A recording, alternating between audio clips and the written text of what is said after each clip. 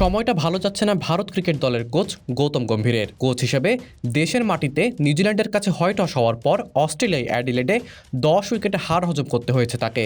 শোনা যাচ্ছে অস্ট্রেলিয়ায় সিরিজ হারলে চাকরি যেতে পারে গম্ভীরের। এই পরিস্থিতিতে তার পাশে দাঁড়িয়েছেন পাকিস্তান ক্রিকেট দলের সাবেক অধিনায়ক শহীদ আফ্রিদি। 17 বছর আগে এই আফ্রিদির সঙ্গে মাঠে ঝগড়া করেছিলেন গম্ভীর। চলতি বছর টি-20 বিশ্বকাপ জেতার পর ভারতের কোচের পদ ছেড়েছেন রাহুল দ্রাবিড়। তারপর দায়িত্ব নিয়েছেন গম্ভীর। এখনও বেশি দিন হয়নি তার। গম্ভীরকে আরও বেশি সময় দেওয়ার কথা বলেছেন আফ্রিদি। গম্ভীর কেকেআরকে আইপিএল জিতিয়েছিল বলে ওকে দায়িত্ব দেওয়া হয়েছে।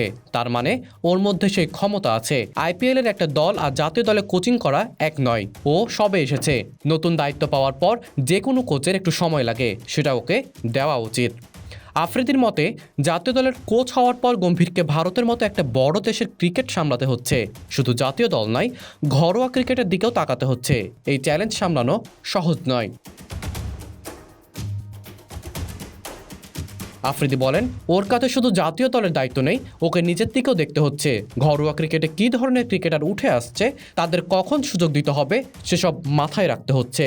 তার জন্য সময় দরকার। ওকে 8-9 মাস বা 1 বছর সময় দিন। সব দেশেই এটা হয়। 2007 সালে কানপুরের গ্রিন পার্কে একটি ম্যাচে রান নেওয়ার সময় বোলাল আফ্রিদির সঙ্গে ধাক্কা লেগেছিল গম্ভীরের। তারপরেই বিবাদে জড়িয়েছিলেন এই দুই ক্রিকেটার। বেশ কিছুক্ষণ কথা কাটাকাটি হয়েছিল তাদের। সে আফ্রিদি এবার পাশে দাঁড়ালেন গম্ভীরের।